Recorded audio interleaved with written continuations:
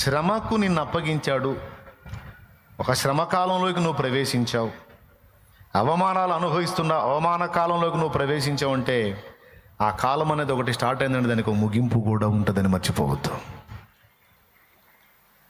అర్థమైందా? శ్రమకాలంలోనికి నువ్వు ప్రవేశించావంటే దానికి విడుదల కాలం కూడా ఒకటి ఉంటుంది.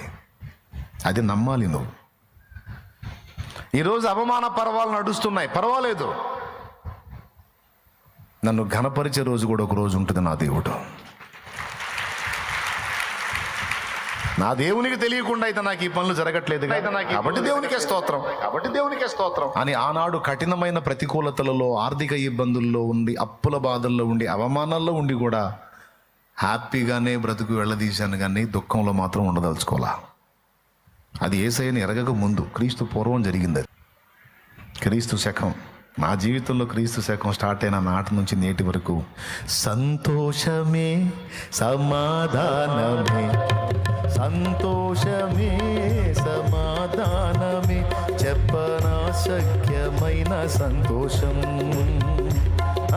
సంతోషమే సమాధానమే, సంతోషమే సమాధానమే, చెప్పనా శక్యమైన సంతోషం. ఏమంటారు? ఇప్పుడు సంతోషం గల మనసు ఆరోగ్య కారణం. ఎవరిని బట్టి సంతోషం? డబ్బును బట్టా, అధికారాన్ని బట్టా, ఉద్యోగాన్ని బట్టా, పేరు ప్రఖ్యాతులను బట్టా? నేను ఇవన్నీ ఉన్నోళ్ళు బాగున్నారని అనుకుంటున్నారు జనం. వారి బొంద ఏమాత్రం లేదు, సస్తున్నారు అల్లాడి. మరి నిజమైన సంతోషం ఎవరికి అన్నారు తెలుసా? ఎవరి మనసు ఆయన మీద ఆనుకుందో వాళ్ళు. అరణ్య యాత్రలో నా దాగు చోటు నీవే, నా నీటి ఊట నీవే.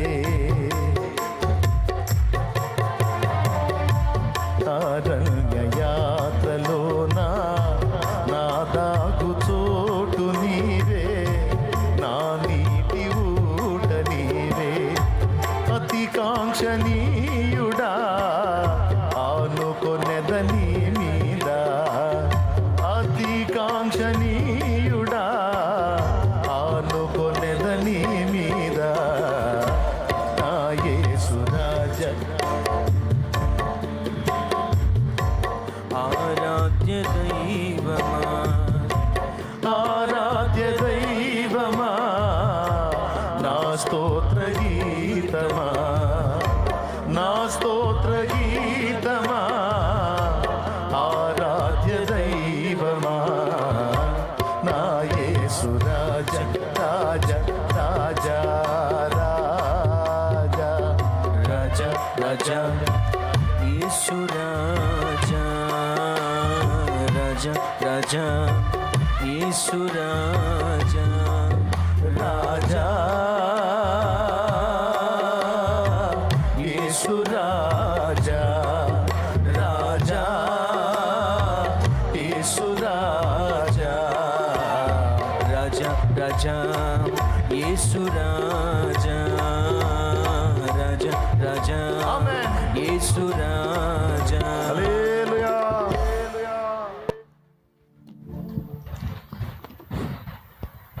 ఎవరి మీద అనుకోవాలి అంతే. ఇంకొకటి కూడా చెప్తా ఈ సందర్భంగా, నువ్వు దేని గురించి అయితే ఎక్కువ భయపడుతున్నావో, ఎక్కువ ఆలోచిస్తున్నావో, ఎక్కువ సఫర్ అవుతున్నావో, ఎక్కువ ఇబ్బంది ఫీల్ అవుతున్నావో, నీ శత్రువు వాటిని ఎక్కువ చేస్తాడు. ఎక్కడ నువ్వు జంకావో అది నీకు ఎక్కువ అయింది. నువ్వు అక్కడ ఓటమి పాలవుతావు. దేని గురించి నువ్వు భయపడటానికి లేదు, బాధపడటానికి లేదు, ఎక్కువగా థింక్ చేయడానికి లేదు, ప్రెజర్ అవ్వటానికి లేదు, ఒత్తిడి అవ్వటానికి లేదు. ఎక్కడన్నా నువ్వు కదిలావా, దేనికాడన్నా జంకావా, భయపడ్డావా, కాస్త ఒత్తిడికి గురయ్యావా, వాడు దాని ఫోర్స్ పెంచుతాడు. నిన్ను చూసినప్పుడు సైతాన్ గాడికి ఏమనిపించాలంటే నడమంత్ర పోడురా, నేను తీసుకొచ్చిన లెక్క చేయడు వీడు, మామూలుది కాదయ్యా, కరడుగట్టిన విశ్వాసి. సైతాను గాడు పిశాచి కదా, వాడికి మనం విశ్వాసాన్ని బట్టి మనం పిశాచుల్లో కనపడదు, దయ్యానికి దయ్యాల్లో కనపడతాం మనం. నేను చెప్పేది నిజంరా తల్లి. అవి దయ్యాలు, ఆ దయ్యాలకు మనం దయ్యాల్లో కనపడతాం.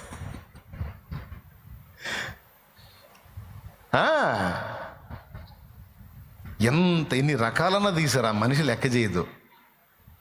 ఆయన ఉన్నాడు, ఆయన చూసుకుంటాడు అంటది, పాటలు పాడుతూ తిరుగుతుంటుంది. ఈ పనికి మళ్ళీ దాన్ని ఉంచలేకపోతున్నాను, ఏం తెచ్చి కూడా కంగారు పెట్టలేకపోతున్నాను. అస్సలు లెక్క చేయదు, నిండి బండిలాగా ఆయనకే స్తోత్రం అంట తిరుగుతూ ఉంటుంది. ఈ మనిషి కృంగిపోయిద్దేమో, 2 రోజులు దిగులు పడిద్దేమో, ఈ మనిషి కాస్త ఏదైనా ఏడుపు ముఖం పెట్టిద్దేమంటే అబ్బే దయ్యాలు మాట్లాడుకుంటాయి. ఎక్కడికి వెళ్తున్నావు? ఒక దయ్యం పోయి ట్రై చేసి విసిగిపోయి నిలబడిద్ది ఒక దగ్గర. ఇంకో దయ్యం వచ్చింది. ఎక్కడికి వెళ్తున్నావు? ఫలానా మనిషి ఇంటికి వెళ్తున్నాను. ఎందుకు? ఏదన్నా లొంగిద్దేమని చూద్దామని. నీ వల్ల కాదు, మామూలుది కాదు. వెళ్ళిన టైం వేస్ట్. ఇంకొకళ్ళు ఏమన్నా చూడిపో. దేవుని మీద బాగా ఆనుకొని ఉంది, దేవుని మీద బాగా ఆనుకొని ఉన్నాడు, ఆ ఫెయిత్లో బాగా బలపడి ఉన్నాడు. అండ్ ఉంచాది కాదు. ఇప్పుడు కాస్త ఏదన్నా అక్కడ ఏదన్నా బెండ్ అయితే ఆ తర్వాత చూద్దాం. నేను అదే పనిలో ఉన్నా. ఎందుకు నేను టైం వేస్ట్, నీవు టైం వేస్ట్? ఇప్పట్లో అయితే దొరికేటట్లు లేడు. ఎలాంటిది తీసుకొచ్చినా సరే వాళ్ళు లొంగట్లా, ఎలాంటిది తీసుకొచ్చినా సరే మనిషి లెక్క చేయట్లా. ఆయనే ఉన్నాడు, ఆయనే చూసుకుంటాడు అని బిర్రుగా ఉంటుంది. నా వల్లగా కూర్చున్నాను ఇక్కడ. దేనికన్నా జమకిద్దామని చూద్దాం, ఆ రూట్లో వెళ్ళి కొడదామని చూస్తున్నాను, కానీ దొరకట్లా. దేనిని లెక్క చేయట్లా అని మిగిలిన దయ్యాలకి ఇది సలహా ఇస్తుంటుంది. శోధించే దయ్యం కాస్త సలహాలు ఇచ్చే దయ్యంగా మారిపోయింది. నువ్వు లైన్లో ఉంటే, నువ్వు దేనికన్నా లొంగి కాస్త ఒత్తిడికి గురై ఆలోచన చేసావనుకో, నువ్వు సాలిగూడులో చిక్కుకున్న, సాలెపురుగు గూట్లో చిక్కుకున్న ఈగలాగా అయిపోతావు. ఈగకున్న 4 కాళ్ళలో ఒక కాలు తగిలిందంటే సాలెగూటికి వెంటనే సాలెపురుగు కదిలిద్ది. కదిలేం చేసిందో తెలుసా? ఆ లార్వా ఏదైతే ఉంటుందో ఆ జిగురు పదార్థం దాన్ని ఇంకా విడుదల చేసి, ఒక కాలు తగులుకున్నది మిగిలిన 3 కాళ్ళను కూడా చుట్టేసి మొత్తం 4 కాళ్ళని బంధించి ఇక్కడ పెట్టి లాగిద్ది బ్లడ్.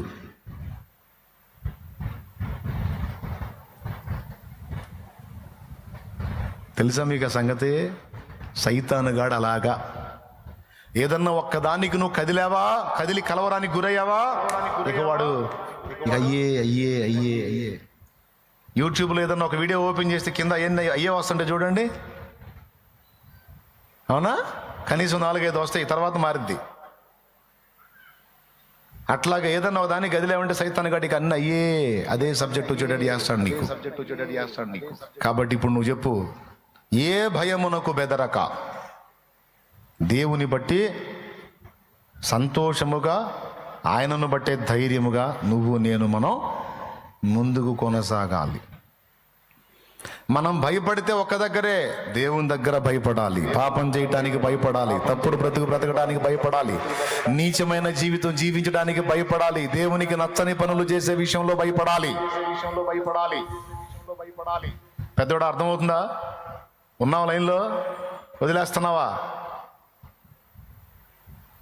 అంతే తప్ప ఇక దేనికి బెదరక ధైర్యముగా దుష్టుని ఎదిరించాలి. అలాగూ నువ్వు నిలబడిన ఎడల వాడు ఓడిపోతాడు. వాడిని ఓడగొట్టాలి, వాడి పళ్ళు ఓడగొట్టాలన్నట్టు అయిపోవాలన్నమాట. ఎంతమందికి అర్థమైంది? ఎక్కడన్నా బెండ్ అయితే అయిందే. ఒక కాలు చిక్కుకున్న ఈగకి మిగిలిన 3 కాళ్ళు కూడా పురుగు చుట్టేస్తుంది. కావాలంటే ఇంటికి పోయి ఏ మూలల్లో ఉన్న బూజు పురుగులు ఉంటాయి పోయి చూడండి. అవసరమైతే ఒక ఈగను బట్టి వేయండి, అదేం చేసిద్దో చూడండి. అది ఆ పురుగు, అది కప్పేసం చూడు.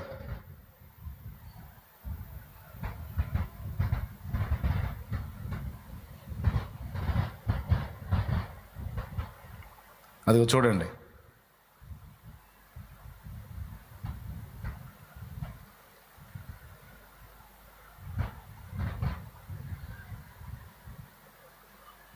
చుడతను చూసారా కాళ్ళతో?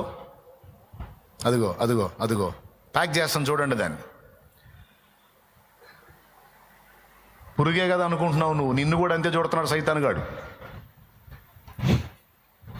ప్యాక్ చేస్తున్నాడు నిన్ను, బైండ్ చేస్తున్నాడు నిన్ను ఏదో ఒక పాయింట్లో. అందుకే దేవుని వాక్యం చెప్తుంది, భయపడకుడి, భయపడకుడి, భయపడకుడి, భయపడకుడి, భయపడకుడి.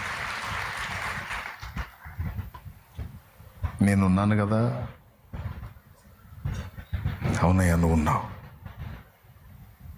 నీ అడుగు ఇరుకున పడనీయను, పడినా నేను తప్పిస్తా. కాబట్టి నన్ను బట్టి ధైర్యంగా ముందుకు సాగు. నీ రథ అశ్వముగా నీ త్యాగబంధం. ఆయన నాకు తోడై ఉన్నాడు, ఆయన నాకు తోడై ఉన్నాడు, నేను భయపడను. ఇది విశ్వాసి లక్షణం. ఇప్పుడు ఈ హృదయం కలిగిన వాళ్ళకి సంతోషం ఉంటుందా, ఏడుపు ఉంటుందా?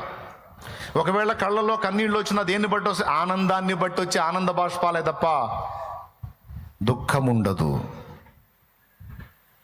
వేటగాని ఉరి నుండి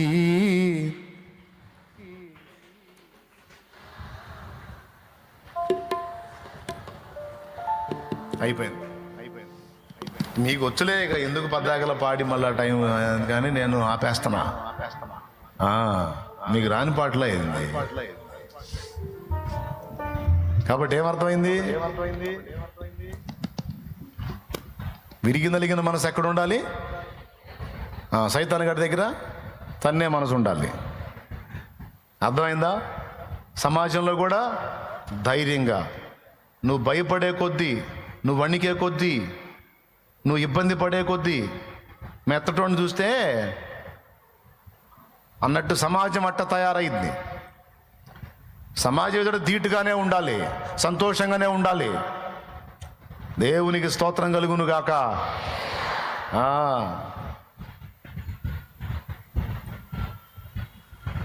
లేకపోతే సమాజం ఆడుకుంటుంది నిన్ను, సైతాన్ ఆడుకుంటాడు నిన్ను. నువ్వు లొంగావంటే వాళ్ళు అన్న మాట, కొంతమంది నన్ను అంటున్నారు అని వచ్చి సోది చెబుతూ ఉంటారు నాకు. నేను అంటాను, ఇంకా అంటారు, పోనీ బతుకంత అంటానే ఉంటారు.